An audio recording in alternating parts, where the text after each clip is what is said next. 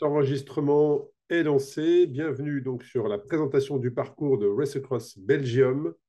On est déjà sur un certain nombre d'éditions, hein. On est sur la 4e édition en, en Belgique, une première édition qui avait eu lieu en 2021. Et puis j'avais repris moi-même l'organisation en 2022. Puis après, ça s'est développé en Race Across Series. Donc voilà, et puis, le nombre d'inscrits ne cesse d'évoluer. On va en parler, hein. Je peux d'ailleurs vous donner d'ores et déjà actuellement le nombre de participants. On va être sur une édition très probablement record en Belgique, puisqu'au moment où on se parle, on avoisine les 400 participants.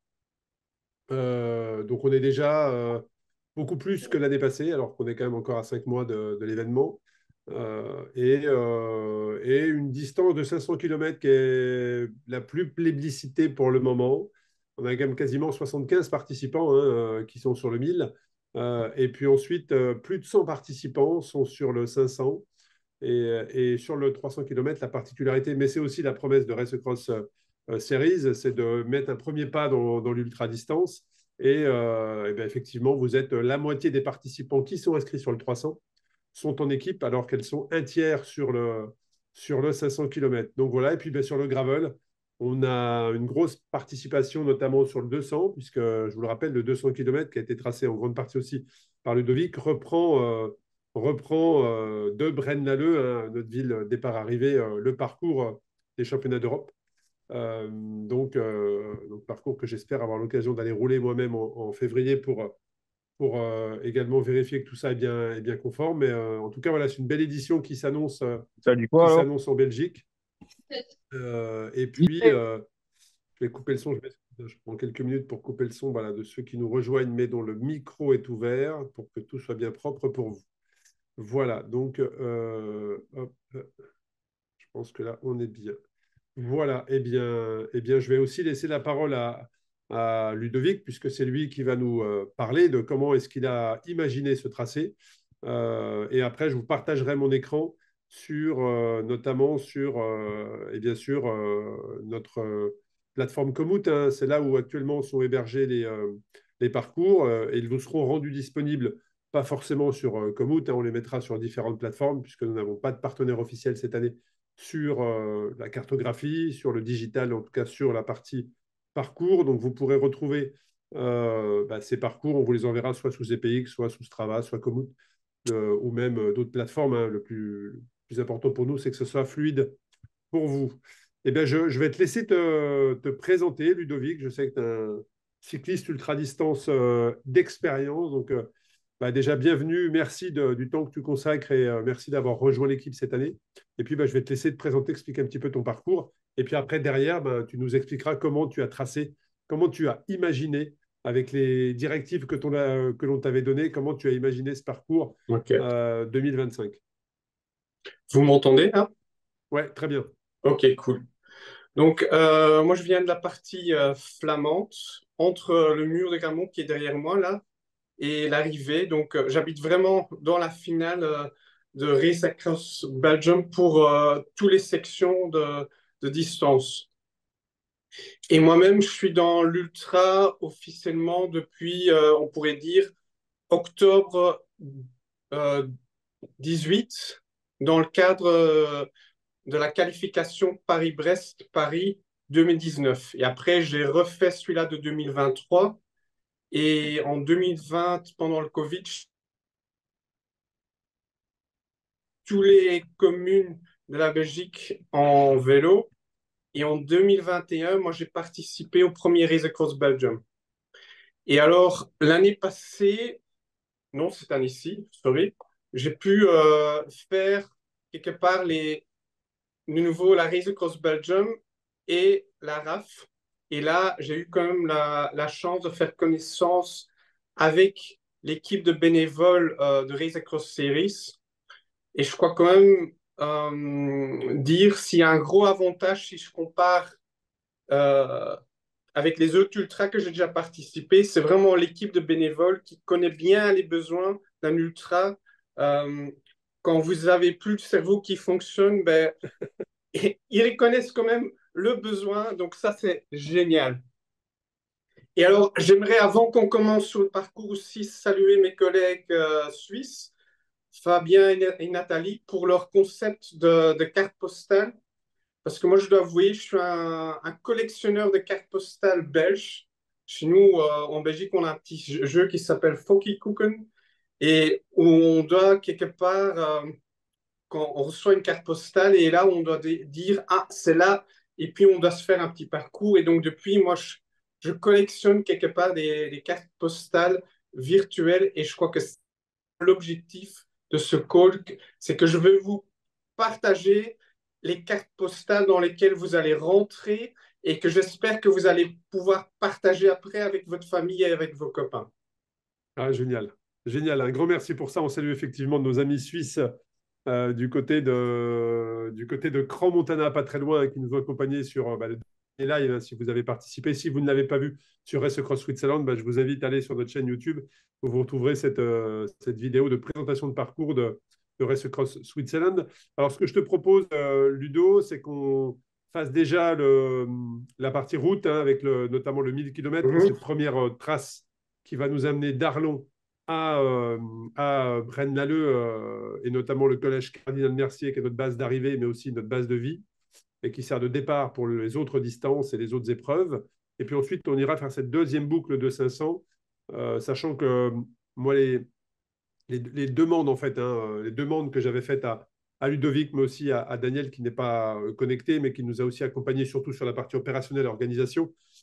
C'était vraiment d'avoir une traversée du pays, mais nous aussi d'aller sur cette partie Flandre de la Belgique que l'on connaît moins. Nous, les Français, notamment les francophones également, c'est-à-dire on avait vraiment envie d'aller dans les terres de vélo, hein, je le rappelle, en Flandre, il y a 5 fois plus de licenciés qu'en Wallonie.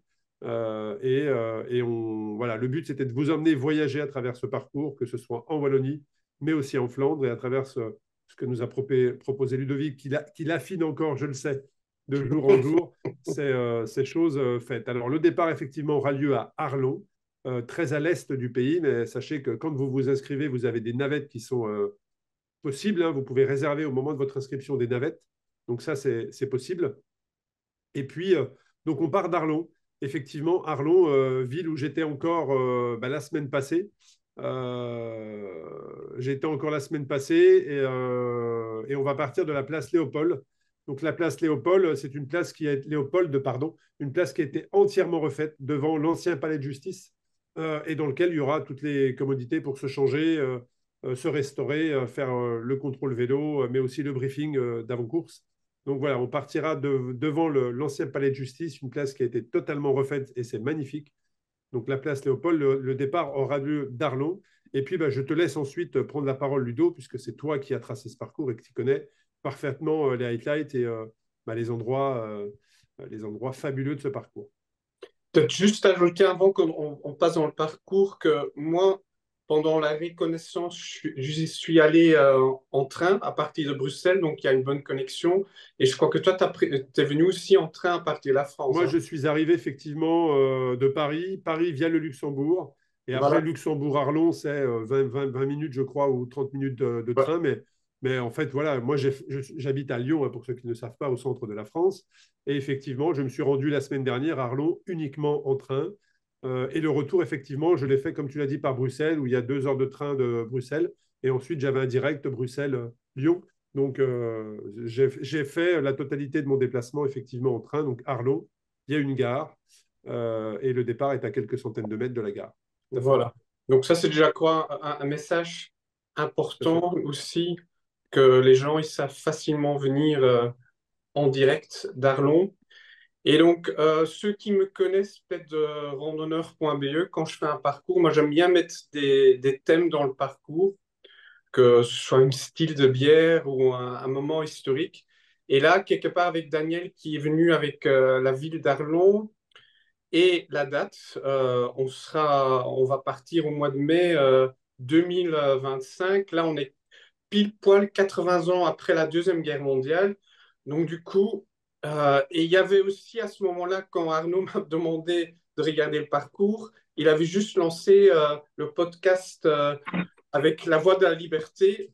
Et quelque part, ça m'a inspiré pour le thème qui va être le fil rouge un peu dans le parcours. C'est vraiment la Première Guerre mondiale parce qu'il y a quand même des monuments communs. Alors, c'est Et important ce que tu précises, Ludo, parce que sur ce podcast, effectivement, j'explique aux gens, parce que c'est vraiment que le tracé qu'a fait Ludovic et la continuité de ce du parcours qui avait été réalisé par des militaires français qui travaillaient pour le ministère de la Défense et qui avaient repris au moment de l'anniversaire de la libération, il y a quelques mois, les bornes de la libération. En fait, ils avaient repris toutes les bornes qui les emmenaient jusqu'à Bastogne. Et donc, ils avaient repris en 3 ou 4 jours, je crois, toutes les bornes, en fait. Donc, des plages du débarquement jusqu'à Bastogne. Et en écoutant cet épisode, Ludo m'a fait cette proposition de dire, écoute, moi, ce que j'aimerais bien faire, c'est de continuer l'histoire et de continuer un peu ce parcours à travers Race Across Belgium, et ce que j'ai bien évidemment validé. Et puis, il s'est lancé dans ce parcours qu'il va vous proposer. voilà.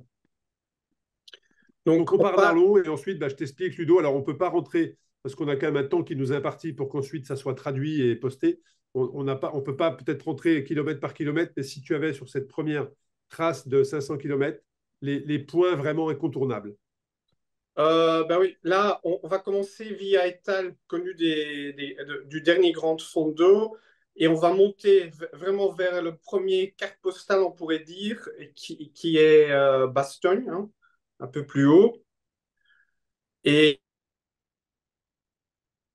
de la Deuxième Guerre mondiale, avec quelque part son lieu de remember de la Deuxième Souvenir. Guerre mondiale. Donc là, on est déjà un peu plus haut. Attends. Ouais, attends, j'arrive pas à te trouver.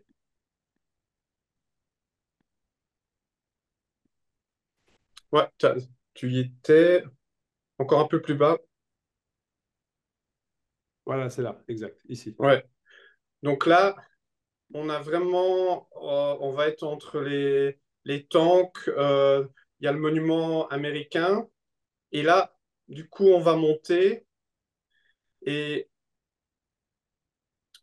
le petit point à l'est, là, quelque part, qu'on a ici, quand on monte, là, on va être à Chouf. Et ceux qui me connaissent aussi savent que j'aime bien les brasseries. Et donc, on va passer à la brasserie la plus connue du monde, microbrasserie, qui est la Chouffe. Et avec ça, on va avoir notre nez vers le bon sens pour aller à Oufalis, pour faire la Saint-Roch, qui est connue de Liège-Bastogne-Liège, mais aussi des races gravel, VTT. Donc, c'est vraiment le centre de vélo de toutes les disciplines quelque part. Voilà, c'est ici, hein. Voilà. Et ensuite, effectivement, tu reviens un petit peu à l'est et après, on pique plein nord-est. Tout à fait. Là, on va aller dans la partie germanophone, donc Malmedy, le barrage de Robertville, et puis on va aller vers le point le plus haut de la Belgique, qui est le signal de Botrange. De là, on va descendre vers Eupen. Et Eupen, comme là, on a déjà 200 bornes, je suis passé par un peu plus de grandes routes que du coup on peut faire son shopping. Que avant la nuit arrive, quelque part qu'on peut quand même faire quand même encore ses courses, manger encore un petit bout. Et après, on voit là sur la carte Maastricht, on va arriver dans la province. Hein. En Belgique, on ne parle pas de canton ou de département, mais provinces, hein, du Limbourg. Et Limbourg, c'était dans le temps une région de mines et quand les mines ont commencé à fermer en Belgique, ben, cette région-là, elle s'est reconvertie quelque part dans le tourisme et vraiment avec un focus sur le cyclisme, le tourisme de cyclisme. Et ceux qui ont participé l'année passée, ils ont pu rouler dans l'attraction rouler entre l'eau. Et là, il y a quelques semaines, ils ont lancé une nouvelle attraction où on roule entre les terrils sur un pont flottant. Je l'ai visité avec ma femme et c'était excellent. On va passer aussi, si tu montes un peu plus haut encore sur la carte, s'il te plaît, tout le point vert, là, c'est le parc Hoogekempen. Donc, on va passer là-dedans aussi. Euh, et après, on va encore une fois refaire à Hasselt entre entre l'eau. Donc, il y aura donc trois attractions. Et si on regarde quelque part dans cette province-là, quelque part pour 80%, on est sur des parcours où on n'est que sur des routes dédiées au vélo. Donc, c'est une région super. Et de là, on va descendre vers la prochaine section. Donc, on va descendre vraiment, on va passer via les petites fermes de châteaux. Et la prochaine section après, je l'ai nommée la Flèche Wallonne. Qui dit Flèche Wallonne dit mur de Huy.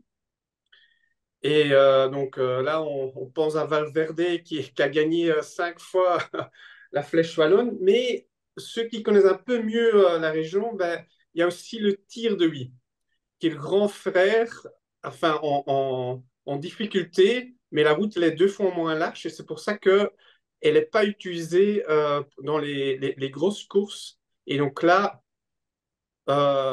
vous allez vraiment, ça va être vraiment les casse-pattes, comme on dit, on sait, pour retourner quelque part à la base de vie. Donc c'est vraiment cette zone-là. Il y a un petit café, bar-café, le mur. Donc, ceux qui ont besoin d'énergie, ils peuvent y aller. Et donc, après, via l'abbaye de Villers-la-Ville, on va rentrer nouveau vers le but du Lion de Waterloo, Braine-l'Alleud, et on est à notre base de vie. Ça, c'est un peu les grandes lignes quelque part. Donc, si on regarde le premier 500, donc on a d'abord les montées de l'Ardenne. Donc ça, c'est pas des montées agressives. Puis on a l'Indure qui est assez plat, un Joy. Et puis on a quand même les murs assez agressifs. Donc ça, c'est la nouvelle attraction entre les terrils. Donc le pont flottant, quelque part, qui passe entre les deux terrils. On est sur un dénivelé de 500. Donc, on a une boucle. Alors, après, tout dépend des plateformes, hein. On est sur 523 km et on a un dénivelé qui est annoncé à 5540. Donc, là aussi, tout dépend des plateformes comme Mhm. Strava ou OpenRunner. Tout dépend. Mais voilà, en tout cas, sur l'application de Komoot, pour ceux qui sont habitués, on est sur ce dénivelé-là. Donc, ça, effectivement, tu l'as dit, c'est cette première boucle qui s'annonce magnifique, hein, parce que si on aime le vélo et si on fait des races cross series, c'est pour aller sur découvrir de nouveaux territoires, découvrir de nouveaux pays. Et là, on est sur des routes que nous n'avons jamais roulées, très clairement. Et dans ce que nous a décrit Ludovic, moi, j'aimerais bien être au départ pour pouvoir aller rouler ce parcours en tout cas. Et puis ensuite, si on revient sur cette deuxième boucle, là, je vous explique le concept, mais pour les habitués, vous le savez, 1000 km, il y a deux boucles de 500. Une première boucle, donc là, c'est un point A vers un point B. Donc les affaires que vous laissez, c'est important de le préciser, les affaires que vous laissez au départ, on les transfère directement sur le lieu d'arrivée. Comme ça, vous pouvez retrouver vos sacs une fois que vous êtes en place. Et puis ensuite, il y a cette deuxième boucle. Donc là, on est sur la deuxième boucle, hein, donc 500 environ 540 km sur un dénivelé de 2450, donc beaucoup plus roulante. Alors, c'est sur le papier. Après, tu vas nous dire si sur le papier, elle est beaucoup plus roulante, mais qu'est-ce que tu peux nous dire sur, pareil, les highlights du parcours, Ludovic? Ouais. Donc là, Daniel m'a demandé que on va chez Wout van Aert. Et Wout van Aert, il habite tout à fait au nord, à côté d'Anvers, donc Herentals. Et donc ça, c'est le premier cap qu'on prend. Et je dois avouer, c'est une région où je passais pas trop en vélo. Et donc j'ai quand même cherché activement, est-ce qu'on retrouve des repères autour de Herentals de Wout van Aert? Et j'en ai trouvé. Donc, on va passer devant son café euh, où à l'intérieur, vous trouvez des maillots de lui, de Mathieu Van der Poel, mais aussi de Rick Van Looy, hein, pour les générations de nos parents qui vont le connaître. On va passer aussi dans sa rue, qui a un peu où il y a du gravel aussi. Il y a un mur fresque avec l'image de Wout van Aert. Et alors, il y a aussi l'hôpital orthopédique, le plus connu, comme ben, il y a 2 semaines, il y a Remco qui est tombé. Ben, l'hôpital où tous nos cyclistes passent, on va y passer devant. J'espère qu'il n'y aura personne qui devra y arrêter, mais elle est aussi sur la route. Donc ça, c'est vraiment le premier cap. Et si on revient juste un peu au début, on va voir que on passe par de Brabantse Rode, donc les deux parties en vert là. Donc là, on aura beaucoup de verdure et il y aura un petit peu de gravel aussi. Pourquoi? Pour éviter quelque part les grandes routes et aussi pour pas faire des hyper grands détours quelque part. Et donc, Et la question qu'on va probablement avoir, Ludovic, c'est est-ce que ces sections gravel sont du gravier roulant ou vraiment du gravel où ça tape un peu? non, non, pas du gravel où il y a des gros pierres dedans, donc c'est du gravel roulant quelque part. Parfait, parfait, Donc, très il bien. y a des sections que je trouvais beau, mais que j'ai enlevé parce que non, je me disais, ok, non, ça passe pas le critère de sélection. Donc, et alors après, on va passer en dessous en verse. Et là, pour revenir dans le thème quelque part, on va passer près des différents forts comme ça, par exemple comme celui-là de Braindonk, Bornum. Et donc, là, on va passer devant des forts. Et puis, on aura quelques autoroutes de vélo. Je sais pas comment on dit en français, mais Quelques pistes cyclables. ouais, mais c'est des pistes cyclables dédiées où on peut rouler à grande vitesse quelque part. Donc, c'est encore plus large que des ravels. D'accord. Et donc, de là, quelque part, on va aller, le petit point rouge au-dessus de Bruges, là, on va aller jusque Dam. Et là, on va être sur quelque part euh, le parcours de contre-la-montre qu'on a eu en 2021, là, dans le cadre Oui, du c'est ça, championnat de exact. montre. Et de là, on va aller vers Ostende.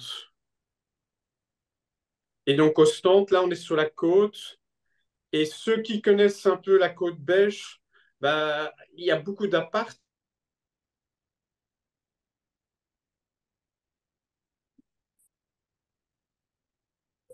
Donc ça, c'est un d'appartements. parcours effectivement qui avait été déjà, on est déjà passé un petit peu par là. Donc les routes sont tout à fait nouvelles, mais le secteur, effectivement, on connaît plus ou moins. L'objectif étant de revenir chercher ici bah, d'autres monuments du cyclisme belge. Oui, mais j'ai comparé. Les autres fois, on est passé à la côte plus vers Mhm. la frontière Plus française, au sud, tout à fait, plus au où sud. on roule entre les appartements. Et ici, c'est entre Ostende et Newport, où il n'y a pas d'appartement. Et donc, où on roule quelque part tout seul sur la digue. Et d'un côté, on a quelque part l'Atlantic Wall, qui était la ceinture de défense des Allemands. Et on va suivre cette route jusque Newport, puis Dixmude, et puis on va arriver sur donc Dixmude, qui était un point quelque part aussi important pendant la Première Guerre mondiale. Et donc on va rouler aussi sur un gravel. Et là, c'est du gravel très roulant parce que je dois dire, quand j'étais petit, je roulais même avec un vélo de course pneu 21 et ça passait sans problème. Et de là, Alors c'est vrai que la particularité de ces deux boucles, en fait, hein, c'est que tu nous emmènes sur la première boucle à la frontière allemande. On est vraiment sur la frontière entre le Luxembourg, bien évidemment. Donc, on longe le Luxembourg, on va longer l'Allemagne, on va aller longer aussi les Pays-Bas. Le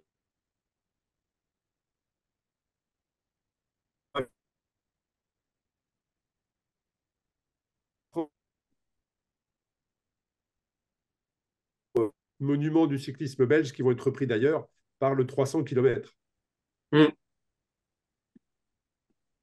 ça a coupé chez moi, mais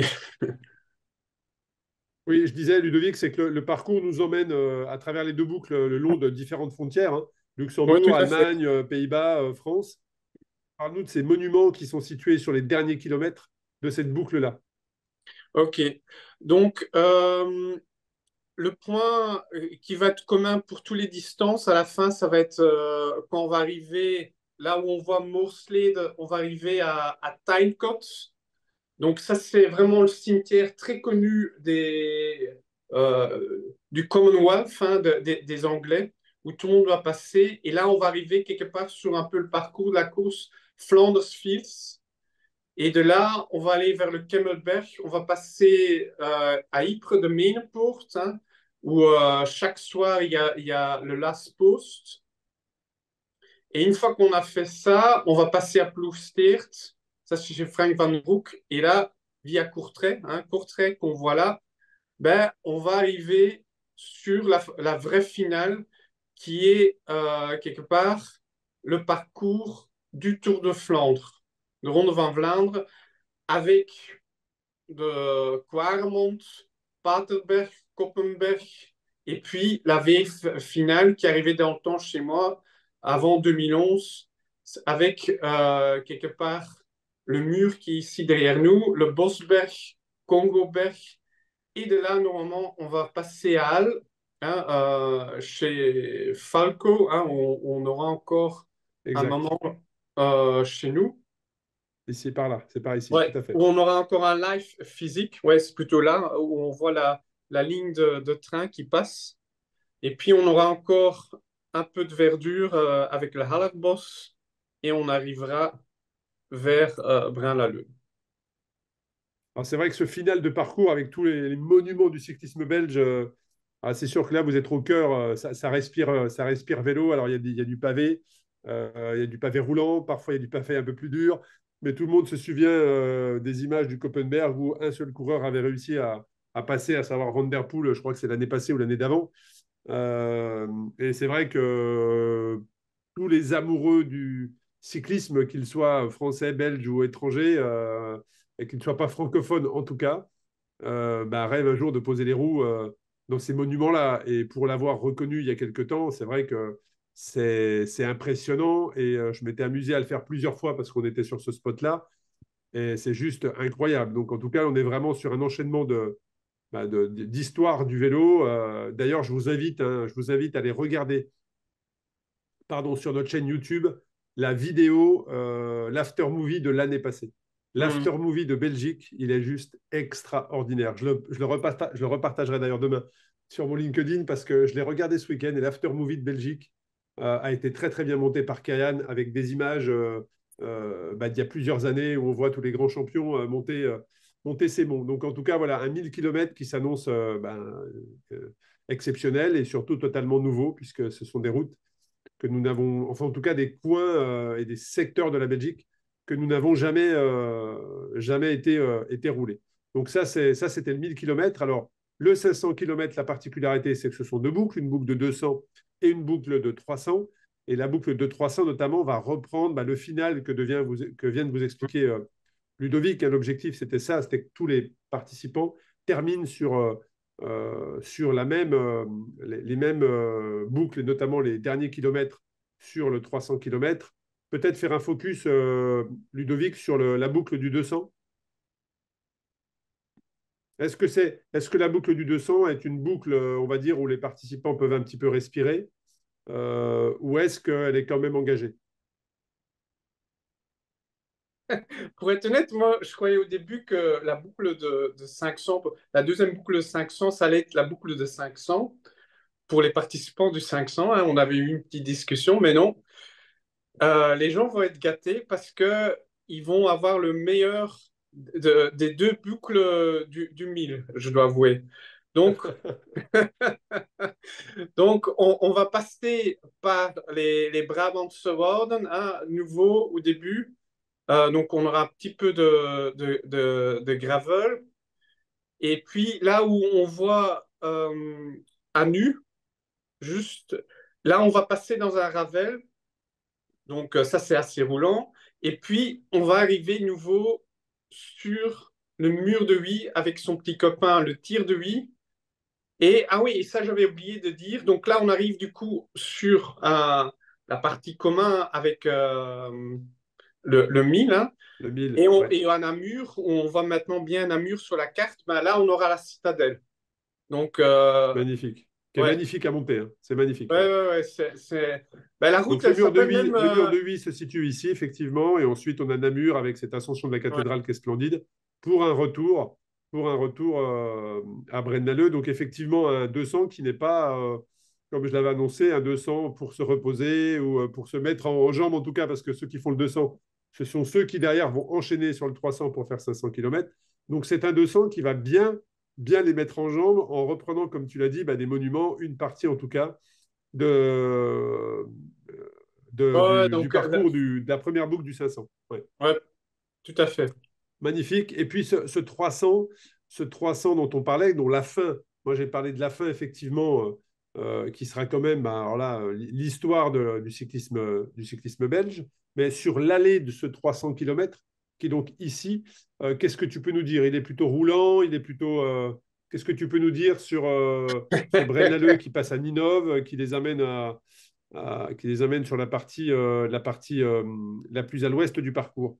Ben là, avant Ninov, déjà, on est dans le Pajottenland et on va passer déjà par le Bruineput connu de la Flèche Wallonne, là, à Beersel, là.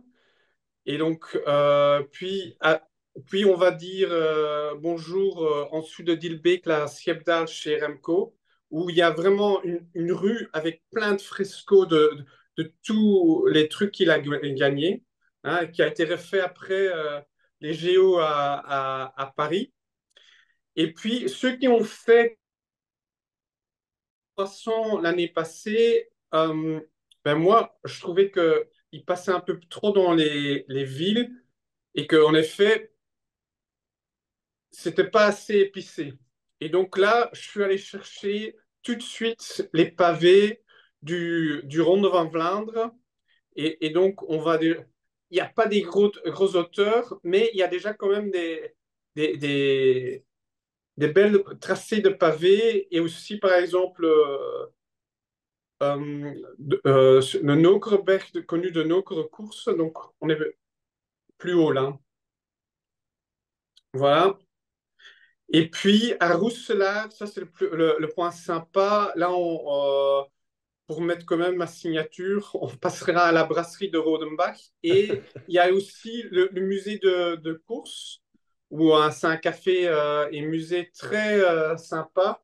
Donc, si on veut prendre une petite pause, et puis on arrive nouveau sur la partie Flanders Fields et Ronde van Vlaanderen. Ouais, ça s'annonce Ouais, exceptionnel, hein. C'est vrai que ouais. ça Donc s'annonce pour exceptionnel, moi, un parcours qui est juste magnifique, hein. ouais, Là, tu nous as donné l'eau à la bouche, hein. On a juste envie d'aller gonfler ses pneus et de ouais. prendre le train pour se rendre au départ, tellement ça donne envie. En tout cas, voilà, on le voit sur la carte, c'est vraiment une Race Cross Belgium 1000 km qui traverse tout le pays, comme on l'avait fait en Suisse, comme on essaie de le faire dans les différents pays où l'on va. Que ce soit en Espagne, on fait une vraie traversée d'Espagne. Alors vous allez me dire, oui, mais pourquoi vous n'allez pas sur la partie sud? La partie sud a déjà été couverte en grande partie sur les 3 premières éditions. On voulait vraiment aller découvrir la Flandre. Et là, pour le coup, voilà, on est vraiment servi, hein. Donc là, ça va être un très, très beau parcours. Et puis, sur la partie gravel, alors je sais également, Ludo, que tu nous as accompagné, que tu m'as accompagné sur cette partie gravel. Donc là, le 200, avec Ludo, on s'est beaucoup, beaucoup inspiré. À un moment donné, Ludo m'a posé la question en me disant, écoute, cette année, il y a le championnat d'Europe de gravel qui se fait sur le Mondial. secteur où l'on est.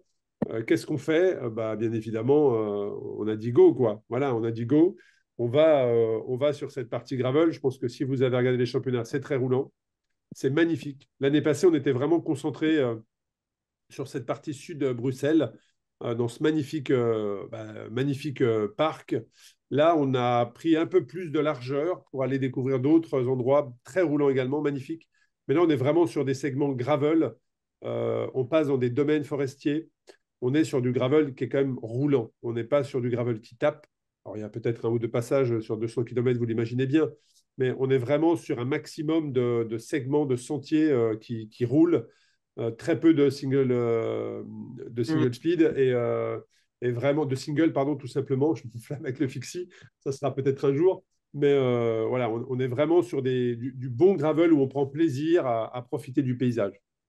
Et il y a Je te quand laisse même un petit compléter, peu hein, Ludo. de pavé aussi, que ce soit dans Allenbos ou près de Overijse. Dans le retour, on va prendre aussi le Moskestraat, qui était connu du championnat du monde de 2021. Mais donc ici, on est vraiment donc, sur le parcours du championnat Europe d'il y a 2 ans et celui-là du championnat du monde de cette Championnat du année-ci qui monde, est c'est ça, parti. pardon. C'est Ouais, championnat d'Europe d'il y a 2 ans et championnat du monde de l'année passée. Enfin, ouais, et ouais. la grande différence avec le championnat du monde, c'est que le départ cette année-ci était à Halle. Donc, on va rouler d'abord via Beers vers Halle et puis, hop, on suit le vrai parcours jusqu'au Louvain et Voilà. puis on finit quelque part autour de Waterloo avec le but, le Lyon, parce que là, il y a quand même pas mal de gravel aussi.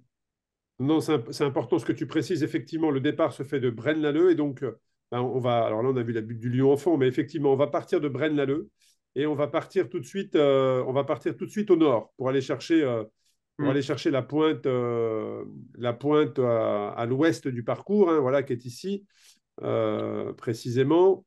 Voilà, Bercel. Donc on part de Braine-l'Alleud, on croise le parcours, on redescend vers Halle et là on revient pour aller chercher effectivement le parcours, aller dans la forêt de Soigne notamment, aller chercher le Ven, tournicoter un petit peu ici dans cette forêt qui est aussi magnifique et revenir vers Braine-l'Alleud en longeant ici le lion de Waterloo. Voilà, donc ça va être le parcours gravel que personnellement, bah, je vais aller rouler très probablement sur février. Enfin, je n'hésiterai pas à partager les photos. Mais en tout cas, voilà. Et puis après, bah, le 100 et le 50 ont été tracés un petit peu également sur ce parcours-là, sachant que, bah, je le rappelle, le 50 km, alors vous allez me dire, mais c'est pas ultra. Oui, c'est pas ultra, mais l'objectif étant de faire découvrir aux personnes bah, aussi notre série, de venir se divertir. Il y a des familles aussi, hein, des personnes qui accompagnent des coureurs qui sont sur la route ou sur le 200 gravel, bah, qui se disent, bah, pendant que toi, tu vas faire 2 jours ou 3 jours de vélo, eh bien moi, je vais en profiter pour découvrir la région avec le gravel. Donc ça, c'était aussi l'objectif. Donc voilà, c'était présentation par Ludo. On sent la touche. Et c'est aussi pour ça qu'on t'a demandé d'intégrer cette équipe parcours, hein. Je le rappelle, je suis accompagné par une douzaine de personnes en Europe et aussi en Amérique du Nord pour m'accompagner à tracer ce parcours. Et donc Ludovic a rejoint cette année bah, cette équipe. On remercie pour ces mots sur l'équipe de volontaires parce qu'effectivement, ce sont des gens qui ont l'habitude et que l'on briefe précisément sur bah, les besoins d'une personne qui a fait 700 000 kilomètres. Et voilà, de son arrivée, il y a quand même une position à avoir, un langage à avoir, des besoins à apporter. Et on se réjouit, en tout cas, déjà, bah, toute l'équipe te remercie du travail accompli, Ludo.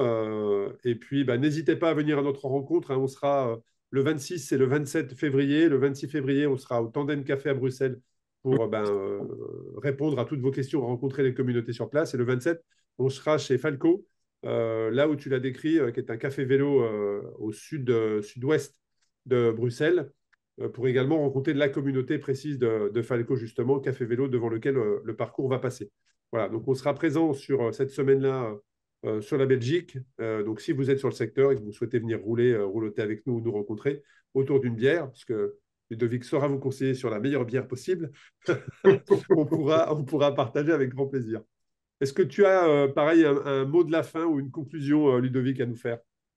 Ben, je voudrais peut-être aussi encore remercier Daniel qui règle quand même aussi Toute la le partie départ à opérationnelle du Arlon, départ vers Villarrivé. Ouais. Halleux, parce que quelque part, du coup, moi, je peux